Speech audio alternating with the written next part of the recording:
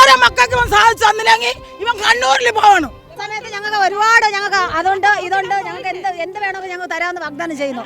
Vote കഴിയുമ്പോൾ election തീരുമ്പോൾ ഞങ്ങൾ ആരെന്ന് പോലെ അവർക്ക് അറിഞ്ഞൂടാ. നമ്മൾ വോട്ട് ചെയ്ത് ജയിപ്പിച്ച മന്ത്രിമാരോ നമുക്ക് വേണ്ടി നിൽക്കേണ്ട MLA-മാരോ ഈ ദേശത്തിലെ പ്രതിനിധികളോ നമുക്ക് വേണ്ടി നിലകൊള്ളുന്നില്ല. ഇത് കണ്ണീരിന്റെ സമരമാണ്. പാവപ്പെട്ട ജനത്തിന്റെ കണ്ണീരാണിത്.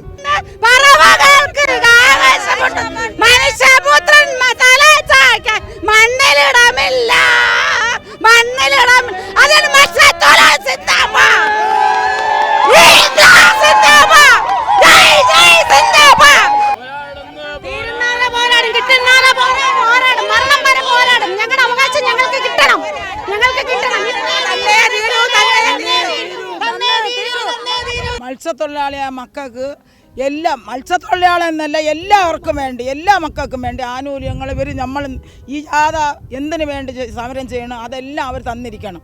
മത്സ്യത്തൊഴിലാളി 340 പേരാണ് ഈ പൊളിയിൽ മരിച്ചിട്ടുള്ളത്. ഇവർ ഇത് എത്ര പ്രാവശ്യം സമരം ചെയ്തിട്ട് ഇവർ അംഗീകരിക്കാത്ത കാര്യം എന്താണെന്നാണ് ചോദിക്കുന്നത്. ഇവൻ വോട്ടിന് വരുമ്പോൾ മാത്രം പറയണത് വോട്ടിന് മാത്രം വന്ന് അമ്മാപ്പോട് വോട്ടെന്ന് പറഞ്ഞു വോട്ട് വാങ്ങിച്ചാ പോരാ. മത്സ്യത്തൊഴിലാളിയായ മക്കൾക്ക് എന്താ ആവശ്യമുണ്ടോ അത് അവൻ അംഗീകരിച്ചു തരണം. തന്നില്ലെങ്കിൽ ഇവൻ എന്തിനാ കസേര പുറത്തിരിക്കണത്? ഇവൻ പോകണം, അല്ലെങ്കിൽ ഇവൻ രാജിവെച്ചോണ്ട് ഇവൻ പോകണം. ഇവൻ കണ്ണൂരിൽ പോകണം. ഇവൻ എന്തുകൊണ്ട് ഞങ്ങൾക്ക് ചെയ്യണില്ല? എന്തുകൊണ്ട് മത്സ്യത്തൊഴിലാളിയാ മക്കൾക്ക് വേദനകൾ അറിയുന്നില്ല? കടലുണ്ടെങ്കിലേ മത്സ്യത്തൊഴിലാളിക്ക് ജീവിക്കാൻ പറ്റൂ. കടലമ്മ ഉണ്ടെങ്കിലേ ഞങ്ങൾക്ക് വേറെ ഗവൺമെൻറ് വരുമാനമില്ല. കടലേ ഉള്ളൂ. കടലിൽ പണിയെടുത്താൽ തന്നെ 7 തരം അരിഞ്ഞു പോയാൽ തന്നെ ഞങ്ങളുടെ ഭർത്താക്കന്മാരും ഞങ്ങളുടെ മക്കളും ബന്ധുക്കളും സ്നേഹിതി ഉപകാരികളും ജീവിക്കുന്നത് കടൽ കൊണ്ടാണ്. ഈ കടലോര മക്കളൊന്ന് യാഥാ വിളിച്ചാൽ ഇവർ അംഗീകരിക്കാത്ത കാര്യം എന്ത്? അത് ഞങ്ങൾക്ക് പകുതിയിൽ കിട്ടിയേ പറ്റുള്ളൂ. ഒരു കിറ്റ് തരണമെന്ന് അവർ പറയണം. അതെന്തോന്നാണ്? കോടോണിൽ കിടക്കുന്ന സാധനം ആർക്കും വേണ്ടാത്ത കിറ്റാണ് തരണത്. പെരുമാതുറ പൊഴി മരണപ്പൊഴിയായിട്ടിരിക്കുകയാണ്. ഞങ്ങളുടെ മക്കള് 19, 20, 21 വയസ്സായ മക്കളാണ് ഞങ്ങൾക്ക് പെരുമാതുറ പൊഴിയിൽ മരിക്കുന്നത്. ഞങ്ങൾ കഷ്ടപ്പെട്ട് പാടുപെട്ട് മക്കളെ വളർത്തുന്നത് പൊഴിയിൽ കൊണ്ട് ജീവൻ കൊടുക്കാനല്ല. അതിനൊരു പരിഹാരം പിണറായി വിജയൻ സർക്കാർ തന്നേ തീരും ഞങ്ങൾക്ക്. അതുകൊണ്ട് അതുവരെ ഞങ്ങൾ പോരാടും. ഇത് കണ്ണീരിന്റെ സമരമാണ്. പാവപ്പെട്ട ജനത്തിന്റെ കണ്ണീരാണിത്. നിങ്ങൾക്കറിയാമോ എത്ര ദിവസമായി ഞങ്ങൾ ഇവിടെ തെരുവീതി കിടക്കുന്നത് അറിയാമോ? ലോകം മുഴുവനും നമ്മുടെ സമരത്തെ ശ്രദ്ധിക്കുന്നുണ്ട്. പക്ഷേ നമ്മുടെ അധികാരികൾ ഇതുവരെ ഞങ്ങളുടെ സമരപന്തൽ വന്നിട്ടില്ല. ആരും എന്തിനു വേണ്ടിയാണെന്ന് ചോദിച്ചിട്ടില്ല. നമുക്കറിയാം തീരദേശം വളരെയധികം പ്രതിസന്ധിയിലാണ്. നിങ്ങൾ കാണണം, ഞങ്ങളുടെ എല്ലാ പടവല്ലേ നിങ്ങൾ കാണിക്കേണ്ടത്. ഈ കിടക്കുന്ന കല്ലും മണ്ണും കാണിക്കണം. കേരളത്തിലെ എല്ലാം കുന്നുകളും മലകളും താഴ്വരകളും ഇടിച്ചു നിരത്തി ഇവിടെ കൊണ്ടിട്ടിരിക്കുകയാണ്. അപ്പോൾ ഇത് കേരളത്തിൻ്റെ ഈ തീരങ്ങളെ മാത്രമല്ല ബാധിക്കുന്നത്, കേരളത്തിലെ മൊത്തം ജനതയെയും വളരെ മോശമായി ബാധിക്കുന്ന ഒരു ദുരന്ത അനുഭവമായിട്ടാണ് ഈ പോർട്ട് വരാൻ പോകുന്നത്. ഇത് ഈ കേരളത്തിൻ്റെ കണ്ണുനീരാവാൻ പോവുകയാണ്. നമ്മൾ വോട്ട് ചെയ്ത് ജയിപ്പിച്ച മന്ത്രിമാരോ നമുക്ക് വേണ്ടി നിൽക്കേണ്ട MLA-മാരോ ഈ ദേശത്തിലെ പ്രതിനിധികളോ നമുക്ക് വേണ്ടി നിലകൊള്ളുന്നില്ല. ഭരണകൂടവും രാജ്യവും മൊത്തം സ്തംഭിച്ചു നിന്നൊരവസ്ഥയുണ്ടായിരുന്നു. അന്ന് ഈ കാണുന്ന സഹോദരങ്ങൾ മത്സ്യത്തൊഴിലാളികൾ വേണമായിരുന്നു.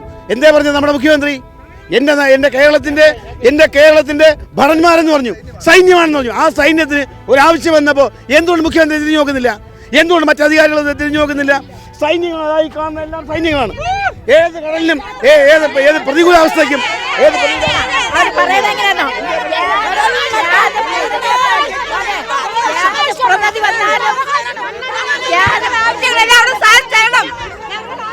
ചേട്ടാ, ഇത് ആരെയും അടിവയ്ക്കാനോ ആരെയും പിടിച്ചു പറിക്കാനോ ആരെയും കൊല്ലാനോ ആരെയും വെട്ടാനോ വേണ്ടിയുള്ള സമരമല്ല.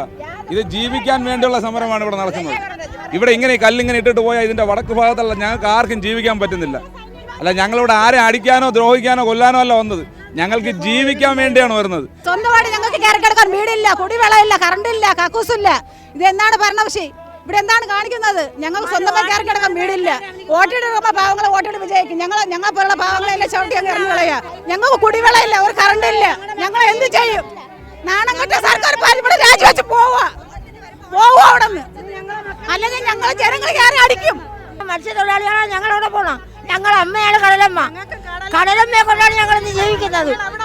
കടലമ്മയില്ലാതെ ഞങ്ങൾക്ക് ജീവിക്കാൻ പറ്റില്ല. ഞങ്ങൾക്ക് വീട് പോലും ഇല്ല. ഞങ്ങൾ എവിടെ പോകും?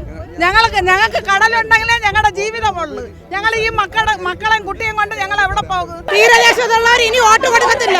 2 പാർട്ടിക്ക് ഇനി വോട്ട് കൊടുക്കത്തില്ല. മാറി വരണ ഒരു സർക്കാരിനെ ഞങ്ങൾക്ക് വിശ്വാസം ഇല്ല. ഞങ്ങൾക്ക് ഒരു പാർട്ടിയും ഞങ്ങൾക്ക് വിശ്വാസമില്ല. ഈ സമരം ഇത് വിജയിക്കുന്നത് വരെ ഞങ്ങൾ മുന്നോട്ട് പോയേ തീരൂ.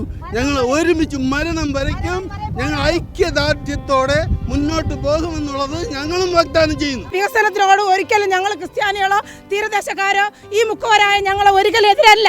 ഞങ്ങൾക്ക് ഈ വികസനം വേണം. പക്ഷേ വികസനം ഇടുന്നതിൻ്റെ കാരണം കൊണ്ട് ഒരുപാട് മത്സ്യസമ്പത്ത് നഷ്ടപ്പെട്ടുകൊണ്ടിരിക്കുന്നു. ഇത് വെറും ഒരു കളിക്ക് വേണ്ടിയല്ല, ഞങ്ങൾ മരണ പോരാട്ടം തന്നെയാണ് ഞങ്ങൾ ചെയ്തുകൊണ്ടിരിക്കുന്നത്. ഈ ഗവൺമെൻറ് എത്രയും വേഗം ഞങ്ങളുടെ നീതി ഞങ്ങൾക്ക് നടപ്പിലാക്കി തരണം. പ്രധാനപ്പെട്ട മുഖ്യമന്ത്രിക്കോ പ്രധാനമന്ത്രിക്കോ അവകാശപ്പെട്ടതല്ല.